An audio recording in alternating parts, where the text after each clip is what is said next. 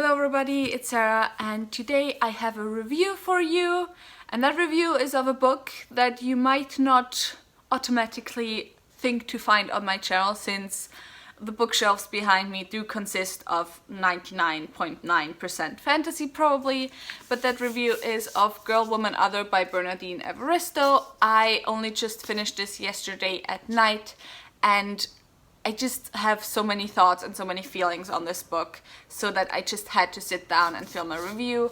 I absolutely love this book. I gave it 5 stars, and it's kind of funny because this is a literary fiction novel and I do not usually gravitate towards literary fiction, even though I have made the experience that like 2/3 of the time when I read literary fiction I end up really loving them, and I end up putting these books on my favorite books bookshelf, which this book will join them definitely as well. But the other third of the time I kind of just end up being really bored with literary fiction, or I end up having a really hard time getting into it and having to start it multiple times. But I will get into all of that later when I get more into the writing style of the book and so on.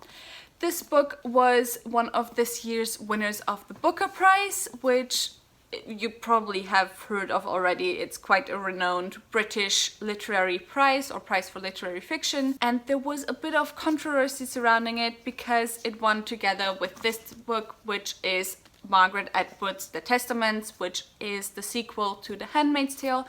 I also read this book back in November or October and I gave this 4 stars, I think, and the controversy surrounding it, I'm not like too knowledgeable on it because I didn't dive too much into it, but as far as I gathered, the controversy was that a lot of people kind of felt like Margaret Atwood only won as well because of like her body of work before that, which shouldn't be, because the Booker Prize isn't a prize for like a life work but for a single book.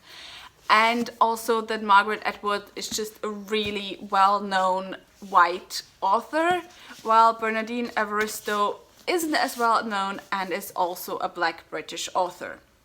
So there was like some controversy surrounding that, and then the second controversy was concerning the bookstores, which like had this book displayed everywhere, whereas this book you couldn't find anywhere pretty soon because it was sold out that quickly, which I kind of understand because like Margaret Atwood, again, she's a really well-known, renowned author, so of course she's going to have like way bigger numbers when it comes to printing her books, and Girl, Woman, Other just probably didn't have as much. But anyway, this book first caught my eye when I was browsing my bookstore because I just really like this cover. I really love how beautiful this cover is. It's just so colorful, and the photographs and everything. And then I read about the controversy and I was like, okay, I'm planning on reading The Testaments anyway, so I kind of want to pick up this book even more now. And then I decided to not pick it up right away because they only had it in hardcover at my bookstore and it was like 25 euros, and I was like, I don't feel like spending so much on a book most of the time. Most of the time my maximum is like 15 euros. And then my dad decided to buy this book for me when I told him about it, because he wants me to read more books that aren't fantasy. So then I picked it up anyway. So now onto the plot, of which there isn't like too much in this book. If you have any familiarity with literary fiction, you will probably know as well that a lot of times literary fiction isn't so much about the plot, but just about the themes or about a character study and along those lines. So this book as well doesn't have too much plot. Basically, it follows the story of 12 different people living in Britain during the 20th and 21st century. Most of these people are women, actually all of them are women, one of them is non-binary, and most of them are Black, or at least have some Black ancestors back in their history. Some of them have come to Britain when they were children, some of them have been living in Britain their whole lives, and it's just their stories. Each of the characters gets one chapter where Bernardine Evaristo kind of outlines their life and everything that has happened to them during their life, kind of gets into what their thoughts are on different topics, And the only thing all of them really have in common, or most of them have in common, is that they ended up being at the premiere of a play at the same night in the National Theatre of London, and all of them also kind of have some connection to at least one of the other characters in the book, be it that they are family or friends or something like that. So now on to my thoughts on this book. I think I already said that I really enjoyed it. It really surprised me how much I enjoyed it. I gave it 5 stars in total, and I do not think that even the tiniest percentage of one of the stars should be gone, but it's just a solid 5-star book. It did, however, take me a bit to get into the story. It took me the first chapter to get into the writing style, because Bernardine Evariste's writing style in this book, maybe in general, I haven't ever read anything else by her, but in this book is unlike anything I have ever read.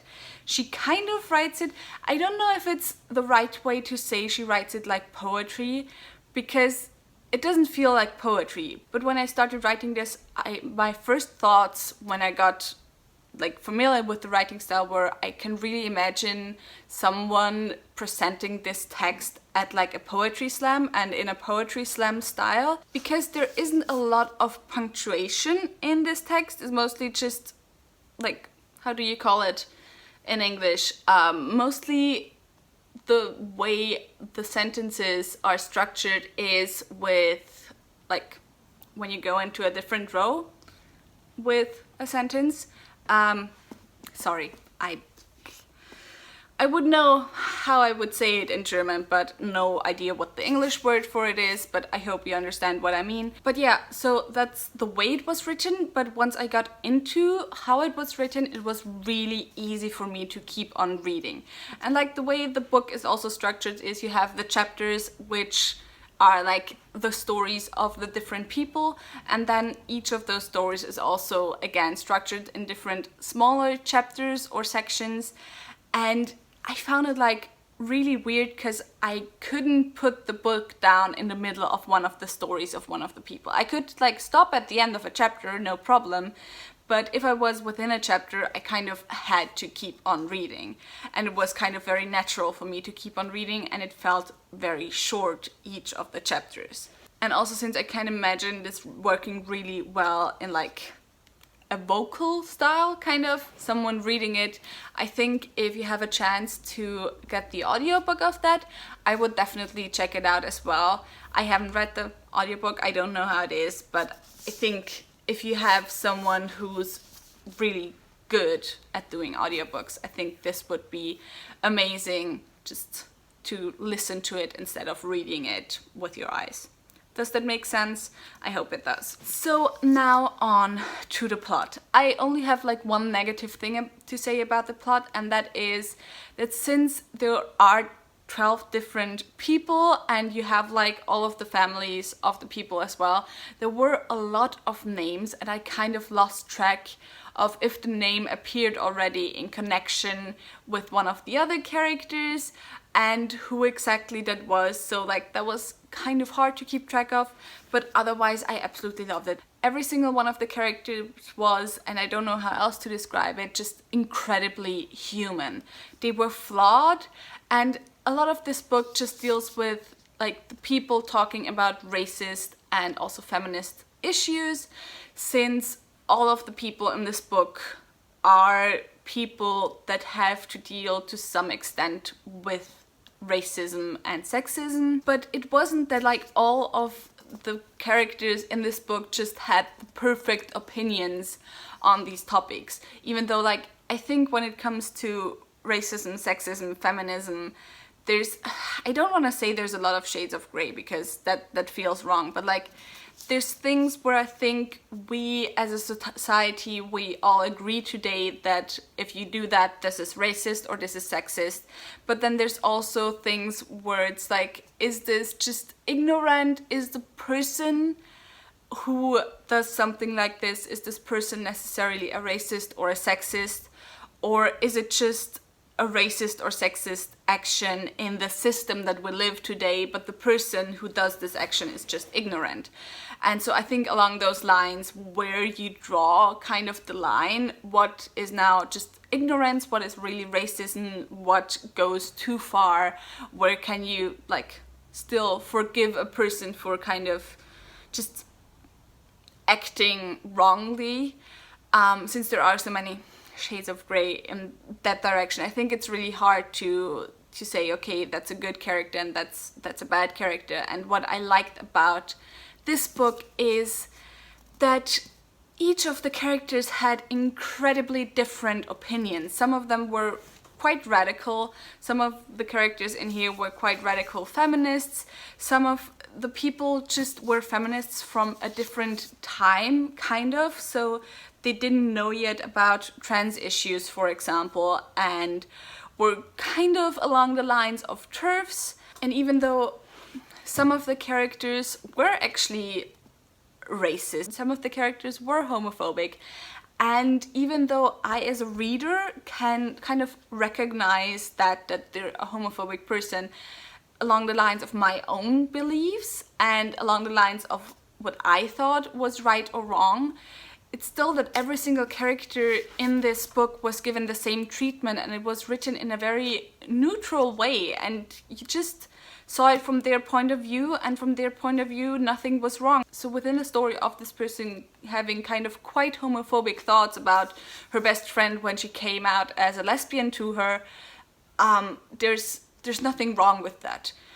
And I hope I'm explaining it in a correct way, but I just loved how flawed all of the characters were, because even the ones who kind of had like the right thoughts probably in society, like there was one character who probably is around my age when she's depicted in the book. She's in college, she's going to university, and she's a feminist and she's an activist, and she like knows about the patriarchy and whatever, but she is almost too woke, because she talks to a non-binary person and she decides, yeah, because I want to support her, I'm just gonna now also call myself a non-binary. And it's just things like that where it just makes you think of, okay, where is the line, kind of, again. So it just, there's no moralizing in this book, even though there's a lot of feminist and racist topics that are talked about in this book. And yeah, that's kind of what I loved most about it. And I hope I made sense. I desperately hope I made sense. But yeah, that's already it. I have the feeling that I didn't talk very long, but I still highly, highly recommend you pick this book up, even if you do not usually like literary fiction, because as you can see, I don't usually read literary fiction, and I still very quickly and easily went through this book as well. It's more easy to get into than other literary fiction books, writing style wise, even though again it did take me a chapter. But once you're into it, it's as quick of a read as any other book. That was it for this review. If you have read this book, please tell me in the comments down below and tell me what you thought of this book. I can definitely understand all the people that were upset that the Testaments also won the Booker Prize. I mean, I'm no expert on like what is good literature, but I do think that this definitely can stand on its own as a book way more than the Testaments. So yeah, that was it for this video. If you enjoyed this video, please think about giving me a thumbs up and also maybe subscribing. All the links to my social media are in the description box down below, so go and check those out. And I hope I'll see you soon. Bye!